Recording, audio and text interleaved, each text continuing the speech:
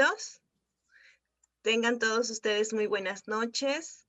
La Universidad Católica Sede Sapiense los recibe al webinar Cambios en la NIF y consideración en el cierre contable en épocas de pandemia, brindado por el magíster Mario Alfaro Luperdi, en conmemoración a nuestro 22º aniversario de la Facultad de Ciencias Económicas y Comerciales. Para un buen desarrollo del evento, les solicitamos mantener sus cámaras apagadas y realizar sus preguntas a través del chat. Mario Alfaro Luperdi, contador público colegiado con especialización en instrumentos financieros, NIF, Derecho Tributario y Auditoría Tributaria por las universidades Pontificia Universidad Católica del Perú, ESAN, Universidad San Martín de Porres y Universidad Ricardo Palma. Egresado de la maestría en Derecho Tributario y Fiscalidad Internacional en la Facultad de Derecho de la Universidad San Martín de Porres y cursando el máster de especialización en finanzas, mercados financieros y riesgos en EUDE España. Gerente de auditoría con más de 15 años de experiencia, miembro del Comité Técnico de Auditoría INIF y miembro del equipo de implementación y adecuación a NIF en BDO, Perú. Es docente de los cursos de NIF y tributación en diversas universidades de Lima en las modalidades de pregrado y titulación. Ponente invitado en la Escuela Colombiana de Ingeniería Bogotá y Tecnológico Confenalco Cartagena. Expositor en el Instituto Peruano de Auditores Independientes IPAE, Colegio de Contadores Públicos de Lima, así como en diversas empresas e instituciones sobre temas NIF y tributario. Lo acompaña como panelista el profesor Daniel Quesada Murga, docente de la Facultad de Ciencias Económicas y Comerciales. Invitamos a Mario Alfaro Luperdi para su conferencia magistral. Okay. Muchas gracias, Noemí, por la presentación. Buenas noches con todos.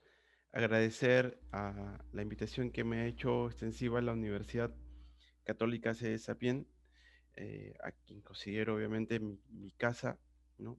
Acá me inicié como docente universitario y siempre, cada vez que me requieran, pues vamos a estar aquí presentes.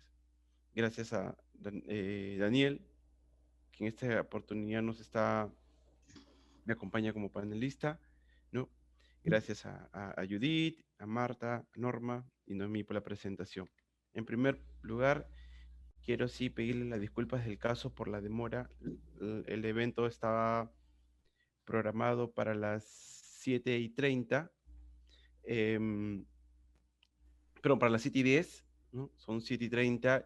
Pedí por favor que se aplazara por un tema médico familiar un poco complicado. Y nada, ustedes saben que obviamente cuando regresa uno a casa después de visitar un nosocomio, pues hay que que hacer los cuidados del caso, ¿no? Y tener todo el cuidado, ¿no? Sí, ya estoy subiendo el volumen. A ver si ahora sí se me escucha bien, Fiorella, que por ahí me comentabas. Ya he subido el volumen. Ahora sí, ok, listo, Ledesma, gracias. Bien, chicos, vamos a comenzar. Están esperando ustedes, así que permítanme nuevamente regresar a presentación. Ok, el COVID-19, ¿no? Esta enfermedad que nos ha atacado a todos y obviamente nos ha hecho un poco recapacitar sobre la situación que vivimos y la que teníamos hasta el momento, ¿no? Eh, Obviamente algunos nos ha atacado de manera mucho más directa, a través de algún familiar, a través de alguna pérdida de algún familiar, ¿no? O en este nuevo rebrote que ha habido, ¿no? Como les comentaba, hoy justo vengo del médico, del hospital, había tenido que llevar a mi papá de emergencia, este, y innumerable los carros que llegaban y llegaban con pacientes y con pacientes, ¿no? Me parece que estamos en la época de rebrote, Dios quiera que no, y que se pueda pronto encontrar una vacuna para esto. Pero cómo esta enfermedad también puede hacer o puede causar algún tipo de daño en los estados financieros de la compañía. ¿Cómo puede esta pandemia, cómo puede haber afectado, cómo está afectando y cómo va a afectar la situación o las cifras que se puedan mostrar en los estados financieros, ¿no? Si bien es cierto, me han hecho una presentación al respecto de parte de Noemí, simplemente indicar que las posiciones que yo pueda vertir el día de hoy en esta ponencia lo hago a título personal, no lo hago en representación de ninguna de las firmas y de las instituciones a las cuales pertenezco, sino que lo hago simplemente como Mario Alfaro y las dos marcas que me acompañan siempre, que son en modo NIF y en modo tax.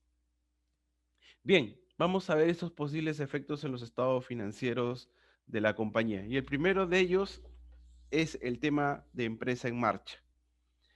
Empresa en marcha, ¿no? La norma, la NIC 1, presentación de estados financieros y parte del marco conceptual. Recordemos que este año 2020 ha entrado en vigencia el nuevo marco conceptual modificado y aprobado en mayo del 2018, en el cual obviamente hay una serie de cambios, ¿no? Uno de ellos importantes referidos a la denominación del estado de resultados integrales o estado de resultados y de otros resultados integrales, ¿no? El que ahora le denominan estado de rendimiento económico, ¿no? Y aquí la pregunta que surte es, entonces estamos frente a un cambio en el a la denominación del estado financiero. Particularmente no, porque el cambio se ha dado en el marco conceptual, más no se ha dado en la NIC 1, presentación de estados financieros. Por tanto, la NIC 1 sigue manteniendo todavía la denominación de estados resultados integrales o de estados resultados y de otros resultados integrales, y simplemente en el marco conceptual lo que se ha hecho es denominar de una manera diferente como estado de rendimiento financiero a ese estado financiero. Pero no hay un cambio al respecto, ¿no? Es un tema, recordemos que el marco conceptual es como una norma general, ¿no? Y lo que prima siempre van a ser las normas especiales o las normas particulares. En este caso, la NIC 1 es la norma especial, ¿no? Y en ella no ha habido cambio todavía, por tanto, seguimos manteniendo la denominación. Pero el otro cambio que ha incorporado el marco conceptual ha estado referido al tema de la denominación y la definición de lo que es un activo, ¿ok? Y ahora establece una serie de condiciones para considerar un activo como tal, que desde mi punto de vista, por ejemplo, contradice lo que ha incorporado el Plan Contable General Empresarial, ¿no? También vigente a partir del 1 de enero de 2020, respecto a la famosa cuenta 16 y a los famosos créditos tributarios, ¿no? Repito, desde mi punto de vista, si tomamos como referencia esa denominación de lo que ahora el marco conceptual define como lo que es activo, hay una clara diferencia, ¿no? Y hay una clara distinción en lo que respecta a lo que el Plan Contable General ha incluido, ¿ok? La empresa en marcha. Este es algo que va a tomar en cuenta y que se va a tener que analizar muy seriamente al final de año cuando elaboremos el estado financiero del 31 de diciembre de 2020. ¿Y esto por qué? Porque las entidades, las empresas van a tener que evaluar la posible continuidad de la compañía, ¿no? Ya hemos visto, ¿no? Y si no hemos tenido la oportunidad de salir cuando vamos por el centro de Lima, ¿no? O pasamos con los carros, en todos los lugares se encuentra siempre la denominación, se alquila, se vende, se alquila, se vende, ¿no? En los locales, donde antes era nuestra tienda favorita, ¿no? Donde íbamos a almorzar, donde íbamos a comprar, etcétera. Ahora simplemente encontramos un letrero grandazo que dice se vende, se alquila. ¿Y esto por qué? Porque esta situación del COVID-19 trajo un confinamiento nacional, trajo un tema de aislamiento, ¿no? Social, nacional, ¿ok? Solo atendían ciertas necesidades básicas, con lo cual ha conllevado a que muchas empresas quiebren o estén en el proceso de quiebra. Por tanto, muchas entidades han mantenido todavía o se han mantenido en estos últimos 9 meses, digámoslo así, fuertes, robustas, otras han decaído, otras han tenido que recurrir incluso a financiamientos o ayudas del gobierno, que lo vamos a ver después, y que obviamente tienen que hacer esta evaluación al final del año si es que la empresa va a poder continuar en el 2021 o no. Y para eso tengo que analizar pronósticos de ingresos futuros, tengo que analizar si se pueden dar supuestos de interrupciones en las cadenas de suministros y o suspensión de operaciones, tengo que analizar si es que ha habido un tema de apoyo a niveles de gobierno, eh, tengo que analizar el cumplimiento de pactos, acuerdos contractuales y requisitos reglamentarios. ¿Ok? Entonces, hay que analizar esta situación para ver si la empresa va a poder continuar o no en lo que resta del año 2021. De no ser así, esto implica obviamente que los estados financieros ya no pueden ser preparados bajo este postulado de empresa en marcha, sino que lamentablemente van a tener que ser analizados, van a tener que ser preparados bajo una situación de que la empresa se va a liquidar en el corto o en el mediano plazo posible. Y por ende, la presentación de las cifras ya no van a ser al, digamos, sí, al costo histórico, sino van a tener que hacerse al valor razonable. ¿Ok? Eh, entonces hay que analizar muy bien este concepto de empresa en marcha, ¿no? Tiene que analizarse también si es que hay algún tipo de incumplimiento, ¿no? En el tema de covenants, ¿no? O algún cumplimiento respecto a alguna clasificación de una deuda que pueda tener la compañía a largo plazo, la cual la puede convertir en una obligación de, em, de corto plazo, ¿no? Puede que yo la haya tenido contabilizada a o es una deuda a 48 meses, 60 meses, y eso qué implica que ahora voy a tener que evaluar porque si he dejado de cumplir con el pago de alguna cuota o qué sé yo, lo más probable es que em, el banco me requiera o me exija, ¿no? Que yo tenga que em, cumplir con esa deuda completa, ¿no? Al final del ejercicio 2020. Entonces, hay que analizar el tema de ratios de incumplimiento que se puedan dar frente a estas deudas, ¿no? Que van a requerir de repente un pago de manera inmediata, ¿no? Recordemos que muchas deudas bancarias siempre están sujetas al tema de covenants, ¿no? Y obviamente, al estar sujetas al tema de covenants, em, si yo no cumplo con determinados ratios, si yo dejo de cumplir con alguna deuda, lo que va a implicar es que se tenga que mostrar esa obligación financiera que estaba como no corriente como parte corriente. ¿Ok? Entonces hay que tener mucho cuidado cuando se analicen esas normas.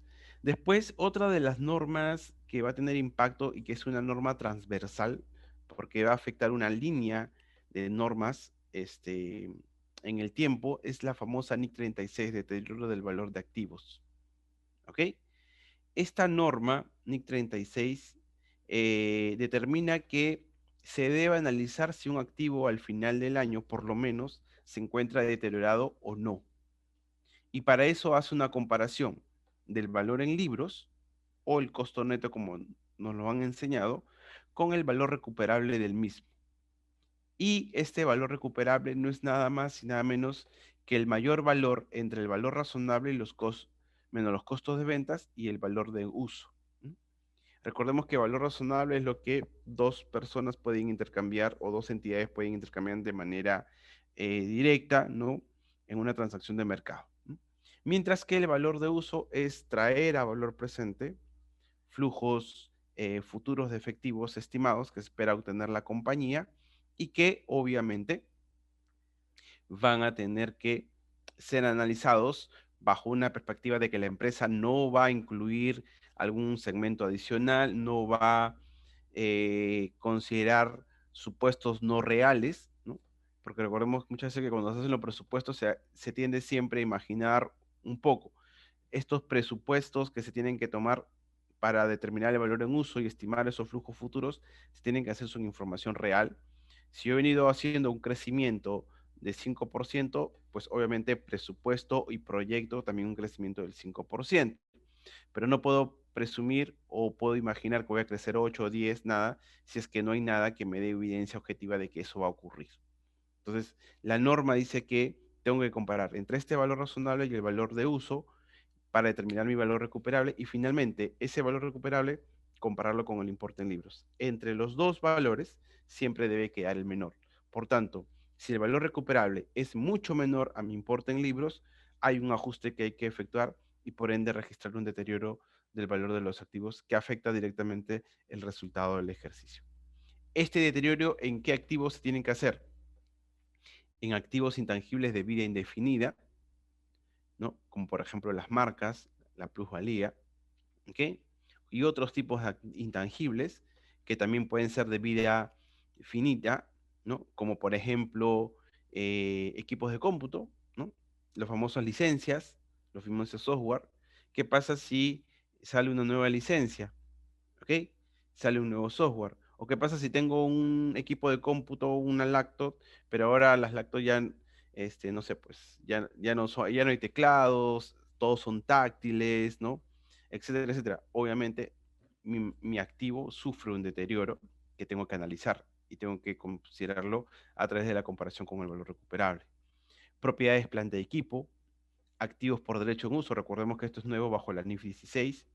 Inversiones en asociadas que se contabilizan bajo el método de participación patrimonial. Recordemos que en el caso de inversiones en asociadas tenemos tres métodos para contabilizar nuestras inversiones de manera posterior: al costo, al valor razonable o al valor de participación patrimonial. Es una elección de la compañía para ver cuál de las tres políticas es la más acertada. También va a incurrir o va a tener que calcularse deterioro en las propiedades de inversión, aquellas obviamente que no son medidas bajo el método del valor razonable. Recordemos que estas propiedades de inversión que están recogidas en la NIC 40 tienen dos modelos de medición de manera posterior: el modelo del costo y el modelo del valor razonable, ¿no? En el valor razonable no hay problema porque todos los años tengo que hacer esa medición, pero en el modelo del costo sí va a aplicar o sí puede existir un tema de deterioro que hay que analizar, ¿no? Y también los costos para obtener o para cumplir un activo, un contrato, de acuerdo a lo que dice la NIF 15, ¿no? Es otro de los puntos en los cuales hay que analizar el tema del deterioro, ¿no? Profesor, y en el tema del deterioro de las cuentas por cobrar, sí, también hay, pero eso no se va a mirar por la NIC 36, sino que lo vamos a tener que analizar por la NIF 9, que lo vamos a ver dentro de unos momentos.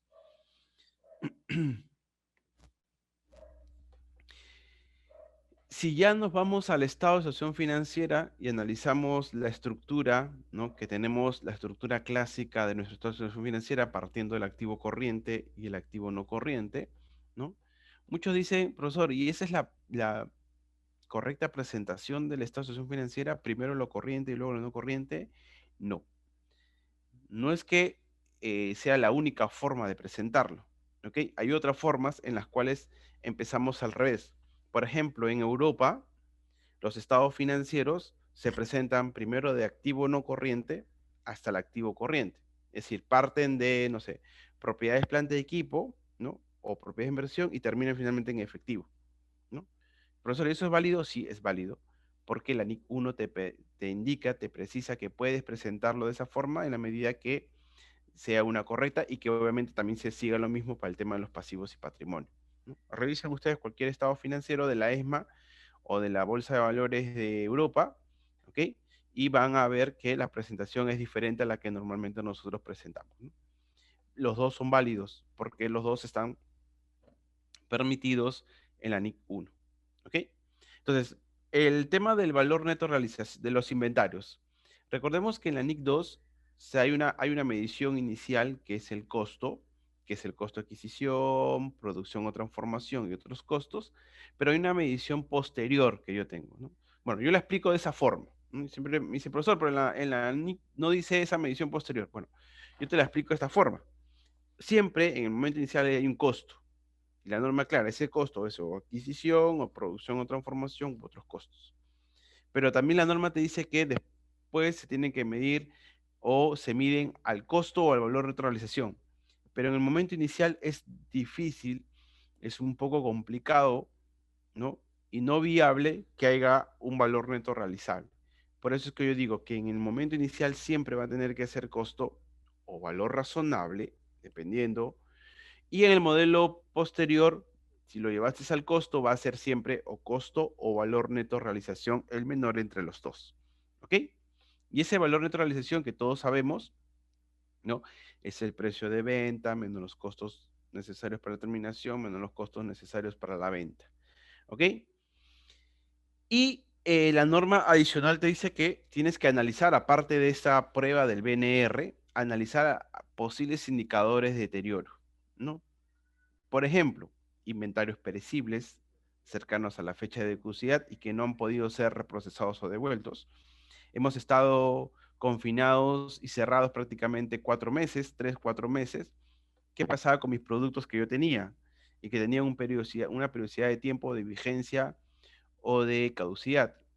¿Qué pasa si cuando he reaperturado, de acuerdo a las fases que dio el gobierno, fase 1, 2, 3 y 4, ¿no? ¿Qué pasa si yo estoy en la fase 4 y mi producto ya está por vencerse y ya no lo voy a poder vender, ¿no? Entonces hay un tema de deterioro ahí del activo, ahí no hay un valor neto de realización, ¿no? Ahí simplemente lo que hay es un posible deterioro del mismo, ¿no?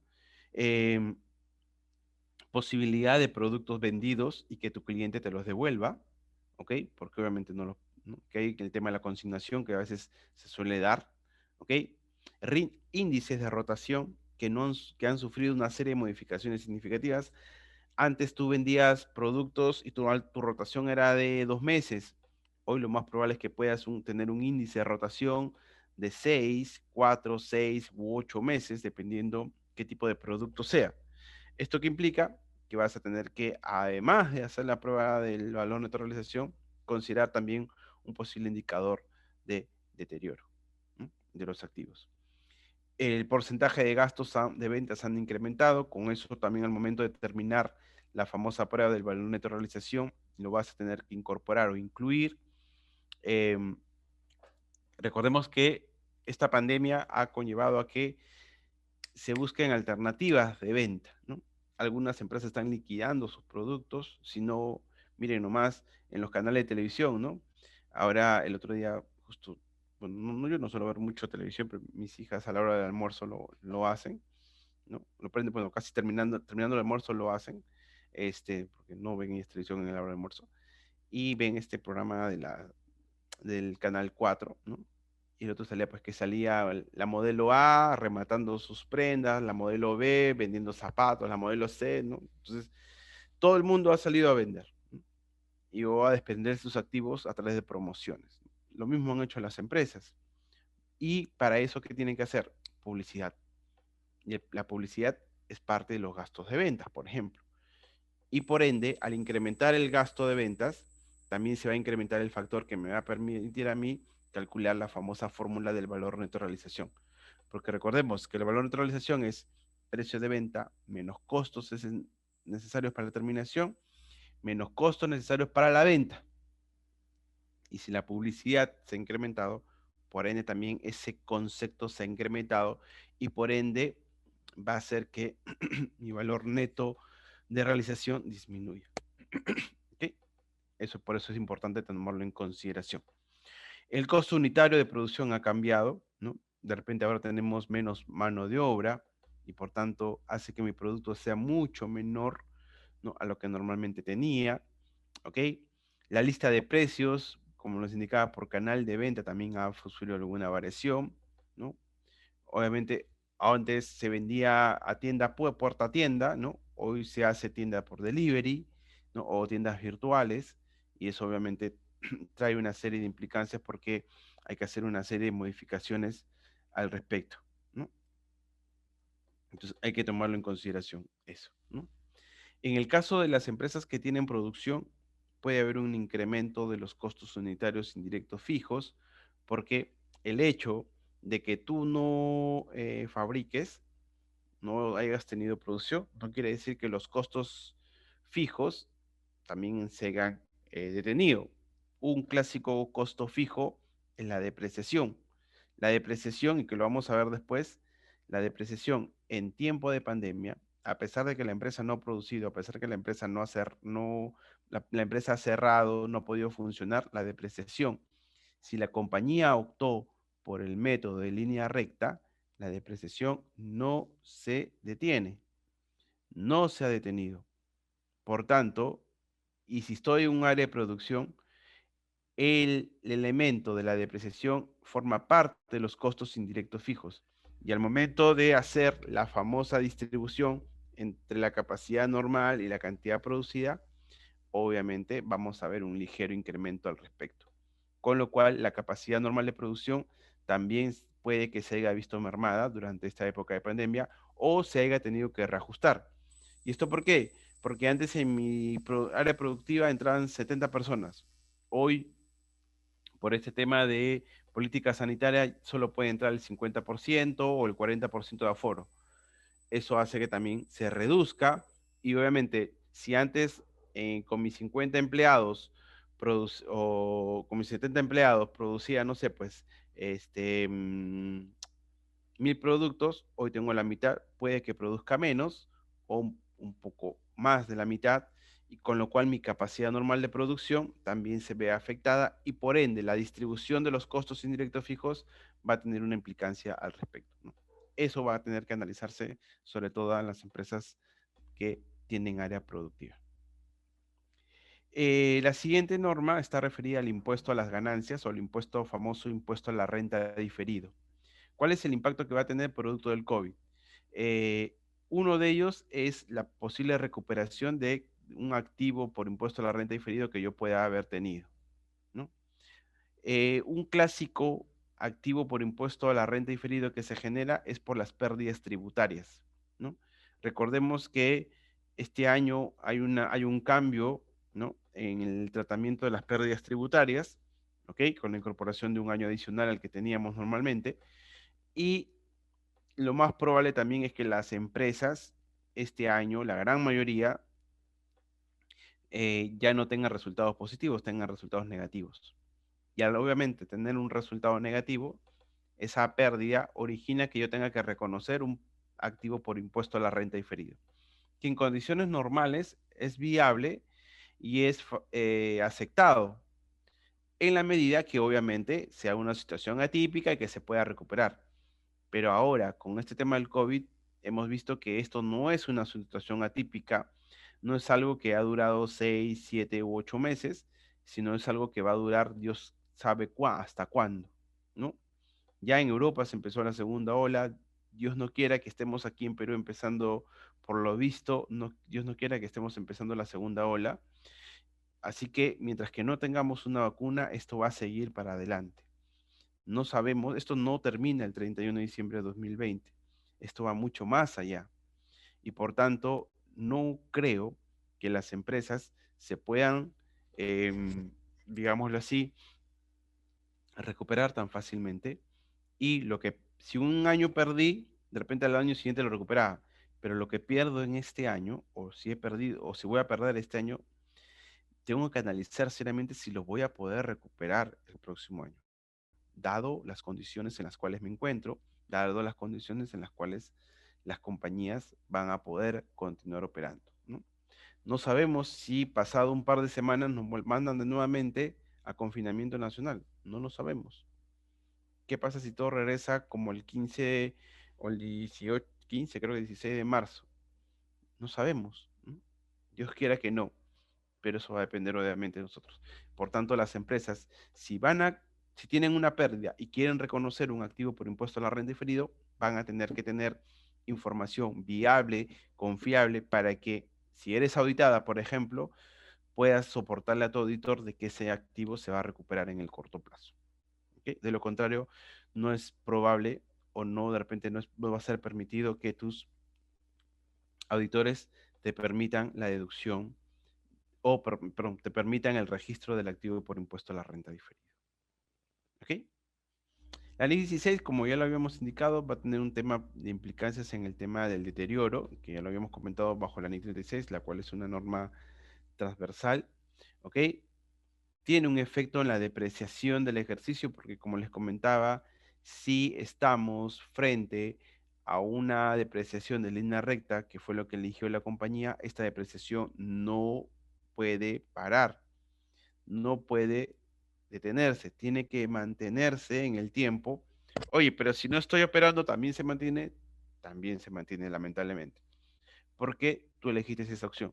Tú no, si tú sabías que tenías temporadas altas y temporadas bajas, ¿no? En un producto normal, por ejemplo, panetones, ¿no? Panetones sabemos que de agosto a diciembre es la temporada alta, ¿no? De los más meses es temporada baja. Si tú sabes que tienes eso, pues obviamente hubieras previsto y hubieras optado otro método. Pero de lo contrario, si decidiste por línea recta, todo el año es igual. Oye, si es suspendido, no hay operaciones, igual. Tú elegiste depreciar en función a línea recta. Así que tú mantienes la depreciación tal cual. ¿Ok? También hay que suspender la capitalización de intereses si estoy frente a un activo acto. Recordemos que la NIC 23, costo por préstamos, nos permite capitalizar, nos permite que los costos por intereses, ¿no? O los costos por préstamos, denominados intereses, formen parte del costo de un activo que se va a usar o se va a vender, ¿no? En este caso, como esto ha sido un periodo de suspensión en la cual yo no tenía ninguna implicancia ni nada, ni son condiciones climáticas, ni son condiciones geográficas de la zona, ni nada, como lo dice la NI 23, es una situación atípica, por tanto procede la suspensión de acuerdo a NIC 23 y por ende la capitalización de los mismos para efectos de si es que estoy frente a una propiedad, planta y equipo. ¿Ok? Hay que tomar en consideración eso. La NIC 28, inversiones en asociadas, negocios conjuntos, ¿no? La norma dice, como lo habíamos comentado, que si una empresa decide registrar el valor por el método del valor de participación patrimonial, recordemos que este método del valor de participación es en el cual yo tengo que mirar cómo está mi inversión en la empresa en la cual yo he invertido dinero, ¿ok? Y lo miro a través del patrimonio, analizo el patrimonio de la empresa. Si yo veo que en el patrimonio de la empresa, de acuerdo al porcentaje que me corresponde, se ha visto mermado por obviamente la pérdida del año, eso tiene una implicancia en mi inversión al momento de realizar el ajuste y por tanto mi inversión también se va a ver reducida, ¿no? Entonces hay que analizar esto porque la norma, si bien es cierto, te permite reconocer pasivos por pérdidas incurridos más allá de tu valor en libros. Profesor, ¿a qué se refiere con esto? Que si yo tengo una inversión de 100, ¿ok? En el momento inicial, decidí llevarla al método de valor de participación. Miro mi patrimonio, pero el patrimonio de la empresa en la cual tengo la inversión hace que mi inversión ya no sea 100, sino que se convierta en menos 50. ¿Qué es lo que voy a hacer? Para efectos contables, para efectos financieros, voy a llevar mi inversión de 100 a cero primero. La voy a dejar en cero. Pero automáticamente, como por el BPP me salía menos 50, esos 50 los voy a reconocer como un pasivo, ¿no? Pasivos por pérdidas incurridas por método de valor de participación patrimonial, ¿no? Profesor, ¿es válido eso? Es válido. En la medida que tú como inversora tengas la capacidad de hacer frente a cualquier pasivo que surja de parte de tu empresa o asociado o negocio conjunto. Lo puedes hacer. ¿Ok? Entonces hay que tomar en cuenta esto porque lo más probable es que a finales de año, producto del COVID, aparezca esta situación en las empresas que tienen inversiones en otras entidades y que son consideradas como asociadas o negocios conjuntos, ¿no? El otro tema, la NIC 40, propiedades de inversión. ¿Ok? Recordemos que, como ya les había explicado, la NIC 40 tiene dos métodos de contabilizar, ¿no? De manera posterior. El costo, en el cual obviamente tu activo se deprecia, pero recuerda, el activo que estás alquilando, el activo que te está generando plusvalía, el activo que estás arrendando, ¿no? Se deprecia como un activo normal, ¿no? Y analizar que sí puede tener un posible deterioro, ¿no? Pero desde el otro modelo es el modelo del valor razonable, ¿no? Obviamente, lo más probable es que haya alguna variación, una disminución en el mercado de esa inversión, ¿no? Justo analizamos el otro día con un cliente, ¿no? Que ellos tenían un terreno que valía X cantidad en libros, pero cuando determinaron el valor razonable valía mucho menos. Es raro que un terreno no es que se deprecie, sino que es un terreno tenga menor valor. Al contrario, los terrenos tienen la tendencia siempre a apreciarse, ¿no? Pero nos indicaron que era por la zona en la cual estaba, donde había entrado un parte del narcotráfico y todo lo demás. Y obviamente nadie quería estar ahí presente, ¿no? Por eso es que prácticamente todo el mundo estaba rematando sus terrenos. Bueno, era algo típico, era una situación que se había presentado, ¿no? Y que obviamente, como en otro caso, ¿no? Otro cliente decía, oye, ha bajado mi terreno, ¿por qué? Porque al costado han puesto el cementerio de COVID, ¿no? Entonces, obviamente nadie iba a querer estar al lado de esa situación, ¿no? A pesar de que ya se han visto los protocolos y todo, pero igual, ¿no? Recordemos que siempre nos solemos guiar por lo que dicen, ¿no? Los, los, los sabiondos y no nos dejamos llevar por lo que dicen los expertos, ¿no? Que son los médicos y todos los demás, ¿no? Entonces, por eso se había visto una baja en el valor del terreno, ¿no? Pero obviamente son condiciones muy atípicas. Por lo general, los terrenos sí suelen apreciarse, más bien las edificaciones son las que tienden a bajar de valor, pero eso dado por el uso que se le da al activo, ¿no? Por eso suelen bajar de valor, ¿no? Em, en el tema de la NIC 41, agricultura, ¿no? Recordemos que esta norma establece siempre, se miden los activos biológicos a valor razonable. Hay que revisar muy bien las estimaciones de esos flujos futuros, ¿no? Estimados para los 12 meses siguientes al cierre, porque pueden haber alguna fluctuación, ¿no? Puede que obviamente, no sé, yo plantaba palta, ¿no? Lo más probable es que la gente no esté consumiendo palta, no me puedan producir los flujos que yo esperaba normalmente en otra situación. O todo el mundo ahorita está pues consumiendo, no sé, matico, está consumiendo el tocosh, es una serie de temas que son un poco más medicinales, que pueden de una u otra forma contrarrestar. Entonces, y están dejando, por ejemplo, arándanos, están dejando palta, están dejando, no sé, otra serie de activos biológicos que obviamente pueden hacer que las estimaciones de flujos que yo tenía previsto no sean las estimadas y por tanto voy a tener que hacer un reajuste a esa medición del valor razonable de mi activo biológico. ¿Ok? La NIC 20. La NIC 20, contralización de subvenciones oficiales, ¿no? Recordemos que, y bueno, todavía está la foto de nuestro ex presidente, ¿no? Porque obviamente fue quien dio estas normas.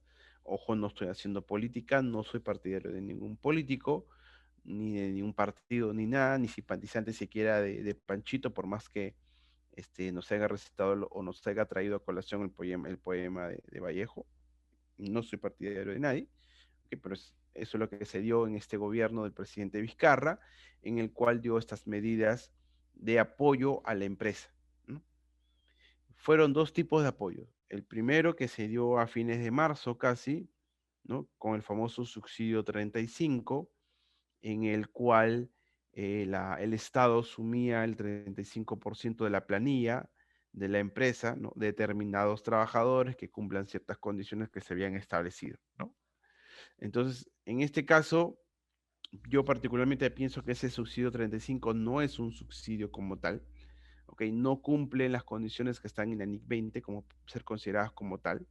Por tanto, no debería registrarse ese ingreso como un ingreso por subsidio, ¿no? Sino debe registrarse como otro ingreso, ¿ok? Pero el famoso programa del Reactiva Perú, ¿ok? Ahí sí, obviamente, este, tiene una serie de implicancias. ¿Por qué? ¿Qué es el famoso o qué está haciendo el Reactiva Perú? Lo que está haciendo es simplemente el Estado está garantizando la obligación. Primero que el Estado no está dando plata, ¿ok? Yo por ahí he escuchado y he visto en redes sociales algunos colegas que en su momento defendían el Reactiva y decían sí está dentro del ámbito de la NIC 20 y ahora han cambiado de posición, ¿ok? Porque lo dijo, no sé, otra entidad auditora o qué sé yo, ¿ok?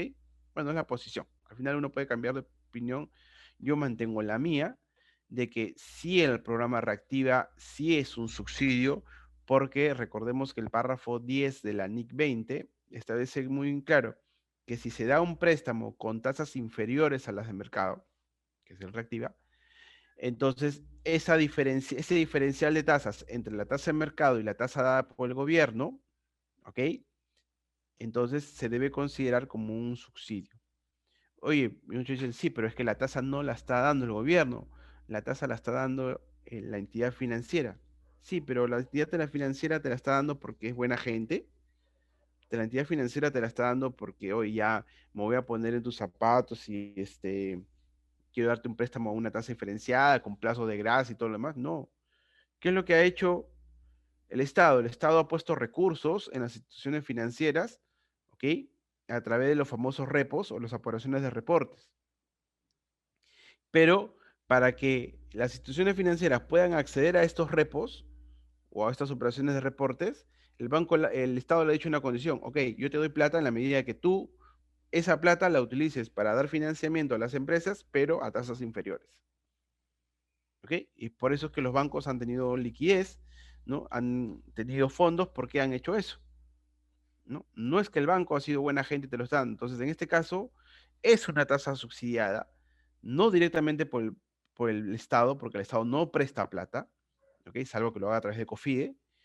El Estado no presta plata y por eso que acá interviene también COFIDE como un moderador, un regulador, un supervisor de la operación. Y obviamente va a cobrar una comisión, ¿ok? No lo ha hecho el Estado directamente, lo ha hecho a través de instituciones financieras porque para tener un mayor control, para que esto sea mucho más rápido, en vez de que pasen a una evaluación por parte de COFIDE que iba a demorar más, los bancos ya tienen sus perfiles crediticios con cada cliente, por tanto era más viable hacerlo con el banco. De repente en otros países, como por ejemplo Colombia, no ha sido así. El Estado ha prestado directamente a las empresas. Bueno, en Perú no se dio esa situación, pues mi prima María Antonieta Alba Luperdi, ¿no? Ya, somos familia, sí, pero no hay nada por acá, nada del estilo con ella. Entonces ella estableció y fue clara, ¿no? Se dio a través de las instituciones financieras porque era lo más viable, lo más rápido y lo más sencillo, en el cual simplemente el Estado garantizaba la deuda y esa deuda está garantizada. El día de que la empresa no quiera pagarle al banco y el banco ya haya agotado todas las medidas para cobrarle a la empresa, lo que va a hacer el banco es voltear: Estado, tú garantizaste esto, págame tú entonces. Pero ojo, después de agotar todas las acciones contra el cliente. No es que va a voltear automáticamente y se lo va a cobrar, no es así. Entonces, al haber una tasa diferenciada entre la tasa de mercado y la tasa subsidiada, estamos frente a un subsidio. Lo dice la NIC 10, perdón, lo dice la NIC 20, párrafo 10. Por tanto, debemos contabilizar ese diferencial de tasas como un ingreso por subsidio, que se va a ir difiriendo durante el plazo del contrato. Mario, pero ese pasivo, esa obligación es un instrumento financiero, es un pasivo financiero. Sí, perfectamente válido. La NIF 9 establece que en la medición inicial el pasivo financiero se mide el valor razonable menos los costos de transacción. Por tanto, ese pasivo se va a medir el valor razonable, pero el valor razonable no es la tasa subsidiada. El valor razonable es con la tasa de mercado. La tasa de mercado del cliente. Ojo, no la tasa de mercado para todos, sino la tasa de mercado del cliente. Entonces, si tú determinas el valor razonable de ese préstamo que has recibido, no con la tasa del subsidio, sino con la tasa del mercado que a ti te corresponde, hay un diferencial entre lo que tú has recibido de dinero y ese valor razonable. Ese diferencial es el famoso ingreso por subsidio. Y que la norma dice que se tiene que distribuir a lo largo de todo el plazo del contrato. ¿Ok? Por tanto, ese programa Reactiva sí entra en el ámbito de aplicación de la NIC 20 y por tanto tiene que ser contabilizado como tal. ¿Ok? Entonces hay que tener mucho cuidado ahí. Al menos eso es lo que yo, desde mi humilde opinión, pienso. ¿Ok? En el tema de la NIF 7, instrumentos financieros a revelar, ¿no? Las empresas van a tener mucho cuidado, la gerencia va a tener mucho cuidado al momento de hacer la revelación porque hay un riesgo de crédito que se ha incrementado, ¿no? Respecto a los préstamos por cobrar o las cuentas por cobrar. La liquidez de la empresa también se ha visto mermada por este tema del COVID-19, por tanto hay que considerar eso al momento de hacer la revelación. Riesgo de mercado, ¿no? Hay muchos países que todavía mantienen fronteras cerradas, por tanto, obviamente no hay ingreso y salida de intercambio de mercaderías, productos. Obviamente hay que analizar esta situación y todo eso tiene que ser revelado como parte de los instrumentos financieros, como parte de los activos o pasivos que puede tener, activos y pasivos financieros que pueda tener la compañía al cierre del ejercicio, ¿no? En el caso de la NIF 9, instrumentos financieros, como les comentaba, el deterioro no afecta aquí, la NIF 36 deterioro no aplicaba a los instrumentos financieros. Por tanto, en el caso de las cuentas por cobrar, hay un incremento del riesgo crediticio. Recordemos que a partir del primero, perdón, a partir del 1 de enero de 2018 hubo un cambio en la NIF 9 respecto a la medición de la pérdida crediticia. Antes era una pérdida crediticia incurrida, es decir, tenía que ocurrir un hecho para reconocer, en este caso, la pérdida crediticia o la famosa provisión de cobranza dudosa, pero estimación de cobranza dudosa, no provisión, ¿ok? Y a partir del 1 de enero de 2018 cambió de pérdida incurrida a una pérdida esperada, ¿no? En la cual ya no importa que la obligación esté vencida o esté por vencer, sino que si hoy vendí, mañana ya calculo el posible deterioro de esa pérdida, ¿no? Primero analizando información histórica y luego información prospectiva, ¿no? Y para eso tenemos dos modelos. El modelo simplificado que aplica para cuentas por cobrar comerciales y el modelo general que aplica para el resto de otras cuentas por cobrar, ¿no? Entonces, este tema del COVID-19 va a tener implicancias aquí porque, de acuerdo a los sectores en los cuales opera el cliente, no ha tenido impacto. Por ejemplo, hoteles, restaurantes, centros de entretenimiento tienen un impacto, ¿ok? Este, las políticas de crédito pueden haber sufrido un modificado producto de esta situación. Ha habido un cambio en la categorización de los clientes, en la categorización crediticia de los clientes, ¿no? Eh, y en el caso del modelo general puede haber un incremento del riesgo, tomando en cuenta que la información prospectiva ya no es tan fiable que digamos, ¿no? Antes yo le podía presupuestar cómo o pronosticar cómo iba a estar la situación el próximo año para el sector minero, agrícola, qué sé yo. Hoy es un poco complicado decir cómo va a analizar o cómo va a comportarse el mercado en el futuro. No sabemos cómo va a actuar. ¿Y esto por qué? Porque obviamente esta situación que vivimos es así, ¿no? Es así algo incierto. Yo pienso que tendría que analizarse bajo tres escenarios, ¿no? Un escenario normal, un escenario favorable, pero también un pésimo escenario, ¿no? Bajo esos tres posibles escenarios, analizar cómo podría darse este aumento del riesgo para determinar mis famosas pérdidas crediticias esperadas, ¿no? En el tema de la NIF 15, ingresos de actividades ordinarias, ¿no? Eh, si bien es cierto, este modelo de 5 pasos trajo consigo un cambio en el tema del reconocimiento de ingresos, hay que analizar eh, con este tema del COVID-19 principalmente el paso uno, porque recordemos que la NIF 15 dice que si no hay cobranza probable, no hay ingreso a reconocer. Y dada la situación en la que estamos, yo pueda que tenga que vender a algún cliente a pesar de que sé que no me va a pagar. ¿Por qué? Porque eso vino de una disposición de mi matriz o qué sé yo. Entonces hay que analizar eso porque tiene alguna implicancia y tendría que dejar de reconocer ingresos producto de esta situación del COVID, ¿no? Se puede haber dado también en este paso una modificación a los contratos.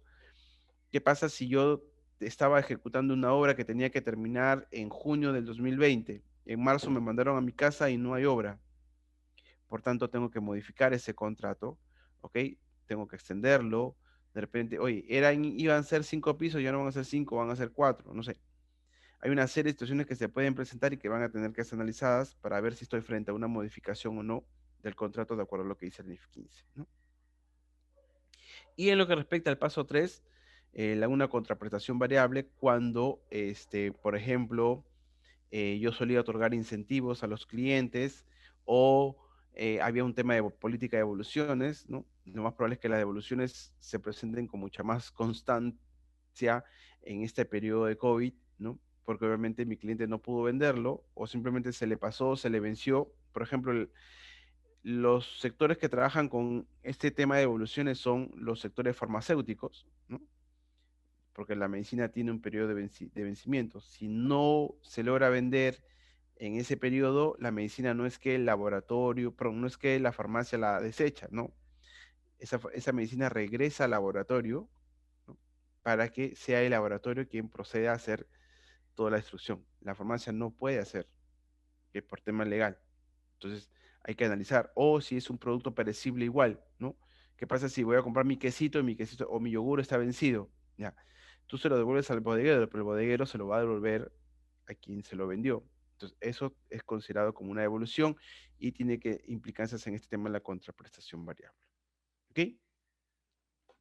En el caso de la NIF 16, de modificación de contratos, vamos a tocarlo en un punto aparte porque hay una modificación ahí.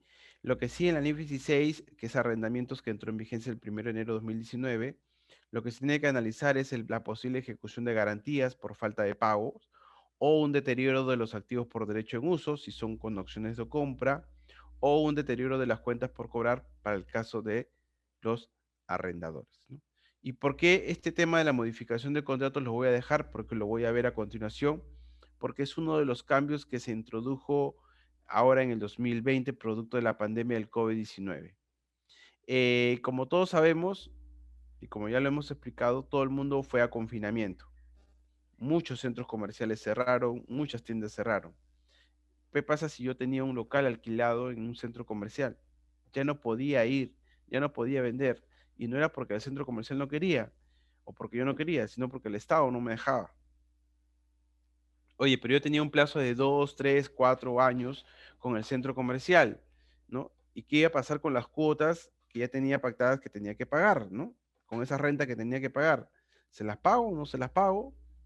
Muchos han tenido que sentarse con el arrendador y decir, oye, ya, 4 meses no hemos tenido actividades o 6 meses no hemos tenido actividades. Ya, ¿qué va a pasar con esos 6 meses?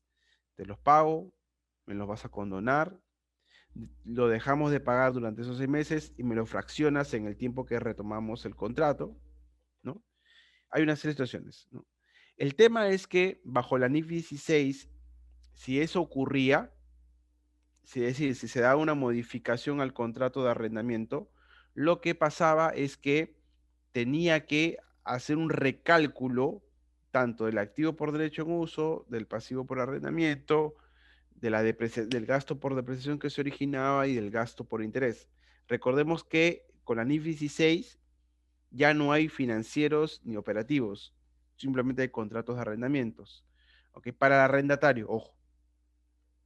Y por tanto, si era un contrato de arrendamiento sin opción de compra, ya no había gasto por alquiler.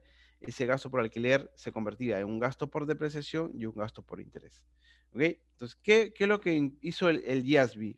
El IASB dijo, bien, en vez de que me hagas todo ese procedimiento engorroso que cuando haces una modificación al contrato de cambiar y reestructurar el activo, el pasivo, la depreciación, el gasto por interés, introduzcamos una solución práctica.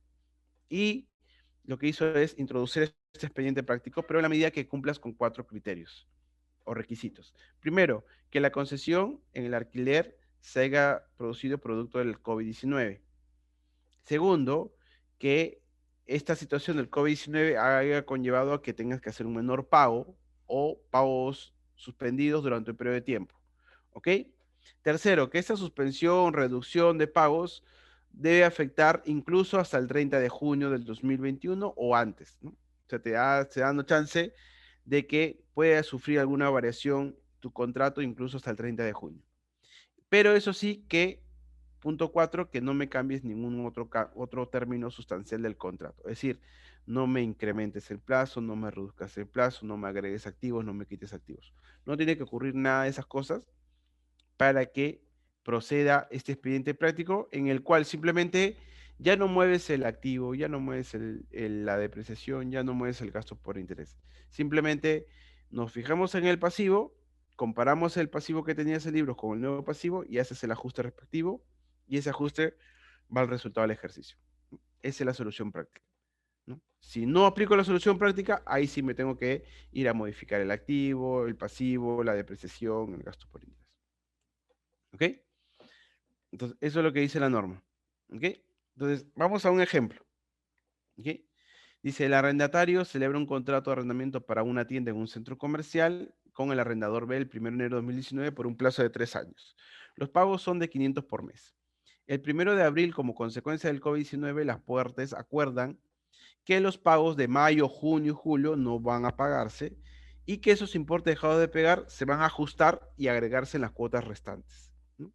Pero también aprovechan para extender el contrato por 2 años adicionales. La pregunta es, ¿eso lo debo tratar como una modificación al contrato o aplico el expediente práctico? Aplico la solución práctica que me ha dado la norma. ¿Qué me dicen ustedes? Pueden responderlo por el chat, ¿no? Creo que todos tienen abierto el chat para poder escribir. ¿Qué dicen ustedes, chicos?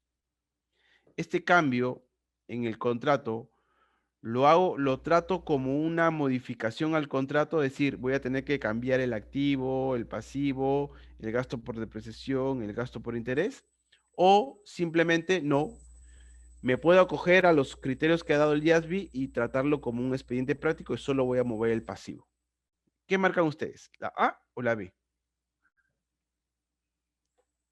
¿Ok? La solución práctica, la A, la B, la A, B, B, ok. Expediente práctico. Ok, vamos a ver. La concesión se ha dado producto del COVID-19. Sí, se ha dado producto del COVID-19 porque es abril 2020. ¿Da como resultado un pago menor? Sí, da como resultado porque antes, porque ya no voy a pagar mayo, junio, julio y lo voy a hacer en los próximos meses. Es correcto. La reducción afecta los pagos que incluso van hasta el 30 de junio. Sí, estoy moviendo solo 3 meses. ¿Ok?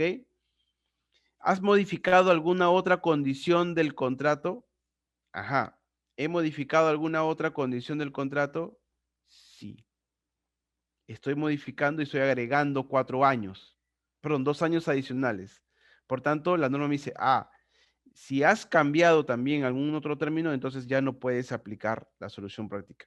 Tienes que cumplir los 4 criterios para aplicar la solución práctica. Por tanto, como has incorporado un cambio en la condición del contrato, extendiéndolo por 2 años más, no aplicas el expediente práctico y trátalo como una solución, como una modificación al contrato.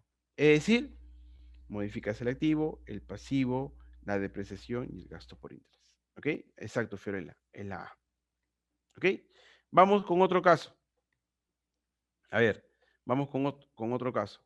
Dice, el arrendatario A celebra un contrato de arrendamiento para una tienda en un centro comercial con el arrendador B el 1 de enero del 2019 por 3 años. Los pagos por arrendamiento son de 100 por mes. El 1 de enero de 2019 el pasivo mide 3.350.000, que es el valor presente de todos los pagos. ¿Ok? A una tasa del 5%. Y el arrendatario durante todo el 2019 realiza sus pagos normales, incluso hasta el 30 de junio.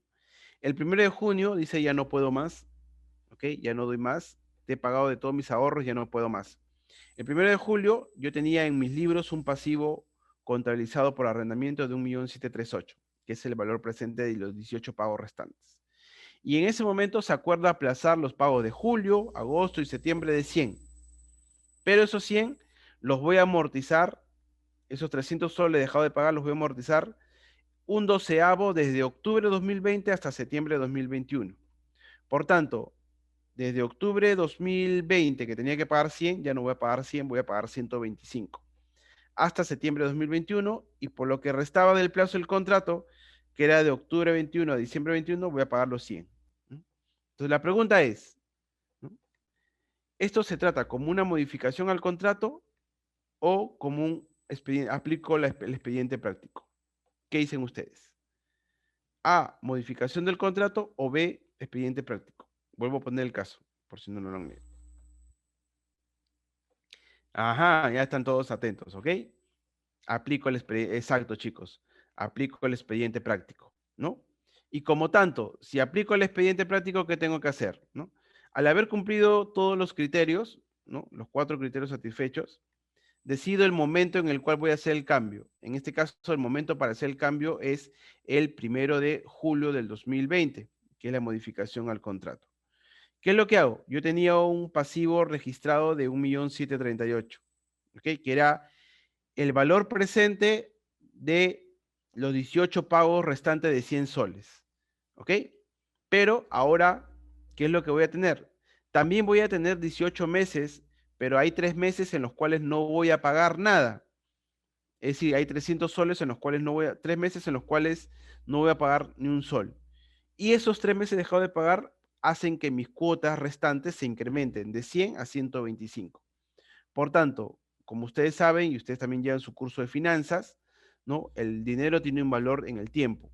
Y no es lo mismo un sol hoy que un sol mañana. Por tanto, al hacer ese recálculo de ese pasivo, me da como resultado que mi nuevo pasivo ya no vale 1.738.000, sino que vale 1.729.000. ¿Qué pasa? Esa diferencial de 9 hacen que tenga que registrar, rebajar mi pasivo de 1.738.000 a 1.729.000 y genere la ganancia, ¿no? Es decir, afecte directamente el resultado del ejercicio. ¿Ok? Es lo que me decía el expediente práctico. Ya no muevas activo, ya no muevas depreciación, ya no muevas interés. Solo mueve el pasivo y cualquier diferencia que haya afecta al resultado del ejercicio. En este caso, por lo general siempre va a producir una ganancia. ¿Ok? Por lo general siempre va a producir una ganancia. Por tanto, esa es la forma como se debe tratar, si es que cumplo obviamente los 4 criterios, ¿no? Y para finalizar, el resumen sería ese, que si aplico el expediente práctico, ¿qué me va a conllevar? Me va a conllevar a que tenga que revisar la contraprestación que voy a pagar, ¿no? Determinando un valor, nuevo valor presente de mi pasivo.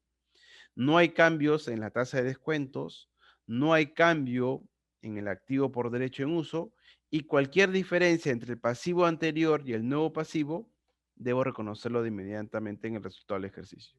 Sin embargo, si no hubiera cumplido algún criterio, debería tratar esa modificación como una modificación al contrato. Y por tanto, se mueve el pasivo, se mueve el activo por derecho en uso y por tanto la depreciación, tengo que reconsiderar la tasa de descuento que empleé para calcular el valor presente de los pasivos por arrendamientos.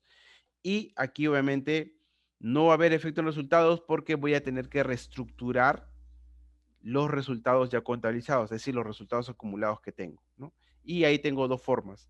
O reestructuro el estado financiero o lo acumulo en el patrimonio en una sola línea que diga efecto por aplicación inicial de la modificación del contrato. Bien, eso es lo que yo quería compartir con ustedes. Exactamente me he tomado 1 hora, ¿ok? De acuerdo a lo que me indicaron, ¿no? Y nada, pues ahora estoy presto para cualquier duda o consulta previo eh, secuencia que me pueda dar mi amigo Oscar, ¿no? Al respecto. Mario, buenas. Te habla Daniel. ¿Cómo Perdón, estás? Daniel. Daniel ¿Qué José. tal? Muy excelente tu exposición. Te agradezco. Es bastante comprensible. Y bueno, como tú mismo dices, este tema, como iniciaste diciendo que los grandes cambios ha sido 2020 y no solamente ha sido cambios por el COVID, sino del punto de vista de las normas contables. Como Ujú, sabemos que las normas contables, tanto como plan de cuentas, marco conceptual, todos estaban listas para aplicarlo en este año, ¿no? exacto. Entonces, y se une con todo este tema del COVID. Interesante para poder resolverlo, ¿no? Y Así es, Daniel. conforme a lo que tú has explicado, excelente, ¿no? Es muy dinámico y también va a haber mucho trabajo a fin de año para poder hacer análisis de todo este periodo contable, ¿no? Excelente.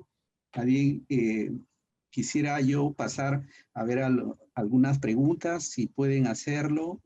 Mientras que van pensando las preguntas, yo quisiera más bien con el tema de los inventarios, que más o menos va por ahí mi consulta, mi primera consulta, ¿no? Diría, hablaste de la capacidad normal, ¿no? Justamente el tema de los costos fijos va a tener una incidencia, ¿no? Porque se maneja con la capacidad normal, ¿no? La idea es, la capacidad normal se maneja, una pregunta, la capacidad normal, ¿cómo se maneja? ¿Se calcula para un periodo o para varios periodos? Por lo general, la capacidad normal se establece desde que la empresa define la capacidad de planta, ¿no? Ah, Salvo que que haya cambios en los procesos productivos, ¿no? Decías, no sé, descontinuar líneas de negocio o descontinuar productos, ¿no? Y digas, oye, ¿sabes qué? Este sector que lo empleaba para el producto A ya no va a ser, voy a hacer el producto C, qué sé yo, ¿no? Y obviamente cambias ahí toda la capacidad. Lo normal es que la capacidad de planta no cambie, ¿no? Se mantenga en la medida que obviamente no haya algún cambio en maquinarias o líneas de procesos, qué sé yo, ¿no? Si lo hay, obviamente, si por ejemplo en el año compré una nueva maquinaria para, no sé, para hilado, ¿no? Pues, obviamente para agilizar mi proceso y todo lo demás, ahí obviamente voy a tener que reevaluar esa capacidad normal de producción y voy a tener que reestimarla nuevamente, ¿no? Pero si no hay ningún cambio, se entiende que esa capacidad también permanece constante, ¿no? claro, excelente. Sí, pues y lógicamente que con esto de la pandemia se cae, ¿no? Va a haber de Exacto, todas maneras, va a haber una un variación cambio. y la incidencia va a ser en el costo. Excelente. Y en el caso de y en el caso de los estados financieros, también diría, pues, de los dos momentos, hablaríamos de dos momentos, ¿no? En todo lo que sea la aplicación de estas normas, como lo dice, momento inicial, o sea, al inicio y después, ¿no? Cuando Ujú. hablamos de todos estos ajustes, de todo esto, normalmente se te diría que es al momento de preparar el estado financiero, ¿es correcto? Sí, mira, en realidad la norma no te dice cuándo debes hacerlo, pero la Ujú, norma te dice, si tú preparas, por ejemplo, si una empresa prepara estados financieros mensuales, pues ujú, obviamente todos los meses va a tener que hacer esa evaluación y todos los meses va a tener que hacer los ajustes respectivos, ¿no? Algunos dicen, sí, pero yo solo presento estados financieros anuales. Bueno, vas a tener que esperar, pero ya vas a tener que saber o estar predispuesto a que vas a tener que efectuar los cambios que están establecidos como tal en las normas, ¿no? Va a depender mucho de la frecuencia de la preparación de los estados financieros. Algunos se emiten trimestrales, bimestrales, semestrales y anuales, ¿no? Va a depender de eso, porque si yo decido presentar mi estado financiero al corte al 30 de septiembre, que era el trimestre, ¿no? Yo tenía que haber hecho ya evaluación, ¿no? Y hacer mi corte y incluir los ajustes a esa fecha. Por ejemplo, las empresas que están supervisadas, reguladas por la SMV, ¿no? Esas empresas preparan estados financieros trimestrales. Y estas empresas, por ejemplo, al 30 de junio, que fueron los estados financieros intermedios, presentaron información al respecto sobre los efectos del COVID y cómo le ha impactado en los estados financieros, ¿no? De manera obligatoria. claro. Ujú. Excelente. A ver, dejo a la sala a ver sus preguntas.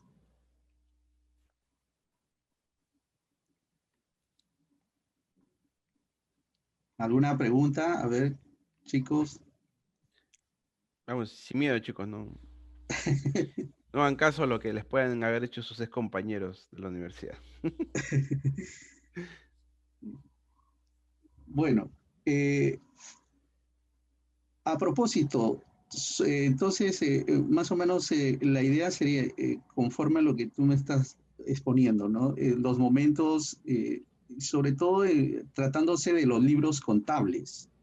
Hoy día que Ujú. se manejan los libros electrónicos, significa de que si hacen los ajustes mensuales, por ejemplo, y está obligado a hacer libros electrónicos de inventarios, ¿cómo es que, y tiene varios existencias, cómo es que el ajuste lo van a plasmar en los libros? o lo llevan a valor de costo, o cómo lo hacen? A ver, lo que pasa es que El tema de los libros. lo que pasa es que yo siempre les digo, ¿no? Al César lo que es del César, a Dios lo que es de Dios, ¿no? Ajá. Como dice el dicho. Los estados financieros por ley, artículo 223 de la Ley General de Sociedades, y soportado por la resolución 3 del Consejo Normativo, es claro al decir que los estados financieros son exclusivamente hechos bajo NIF, no tiene ninguna incidencia tributaria. Los libros que nosotros conocemos, ¿no? Inventarios y balance, compras, ventas, son libros netamente tributarios y por tanto deberían llevarse bajo su normativa propia que es tributaria. Entonces, alguno dice, sí, pero eso implicaría que tengamos que llevar contabilidad paralela. Bueno, si quieres hacerlo, sí, pero yo pienso que en la contabilidad tú no puedes ingresar nada que sea tributario, ¿no? Tienes que ingresar y registrar todo de acuerdo a lo que dicen las NIC y las NIF. Por tanto, le guste o no al fisco, bueno, para eso existe la DJ, en la cual en la DJ le voy a hacer los reparos del caso, ¿no? Pero mi libro como tal, mi estado financiero como tal, nace bajo NIF y muere bajo NIF. No tiene implicancias tributarias al respecto, ¿no? Le guste o no le guste, y además, no olvidemos que la misma norma tributaria recoge que en su artículo 33 del reglamento de la ley del impuesto a la renta, que los estados financieros preparados bajo principio de contabilidad generalmente aceptados. Es decir, la misma norma tributaria da el realce y confirma que los estados financieros se preparan bajo NIF. Entonces, obviamente, ahí no hay discusión al respecto. Muy bien, excelente. Creo que ya estamos en la hora. No hay ninguna otra pregunta. Bueno. Sí, profesor Daniel, muchísimas gracias por el tiempo. Vamos, de repente le hacemos llegar al profesor Mario las preguntas para que de repente nos lo envíe por correo y poder compartirlo de repente a algunos que están haciendo sus consultas. Sí, por encantados. Bueno, ahí están ahí está mi correo electrónico. Excelente. Ahí están mis redes sociales también, en Facebook como Mario Alfaro o en YouTube como en modo NIF. Y nada, encantados de haber podido compartir con ustedes estos momentos, ¿no? A pesar de las circunstancias, como les comenté, pero los profesores a veces tenemos que hacer como los artistas, ¿no? Llevamos la profesión por dentro y tenemos que darle la mejor cara a nuestros alumnos, ¿no? Entonces, nada, gracias, Daniel, por acompañarme, gracias, Judith, Norma, ¿no? Gracias a usted, profesor. Por haberme invitado. Un gusto de verte y nos veremos más adelante. De todas maneras, cada vez que ustedes me inviten, siempre saben que mi corazón está con la UCS y siempre voy a estar aquí presente. Gracias, profesor. Bueno, reiteramos nuestro agradecimiento al profesor Mario Alfaro por su excelente ponencia y bueno, queremos agradecerle a través de una foto virtual, para lo cual pedimos a todos los participantes activar sus cámaras, por favor, para poder hacer un print. Gracias.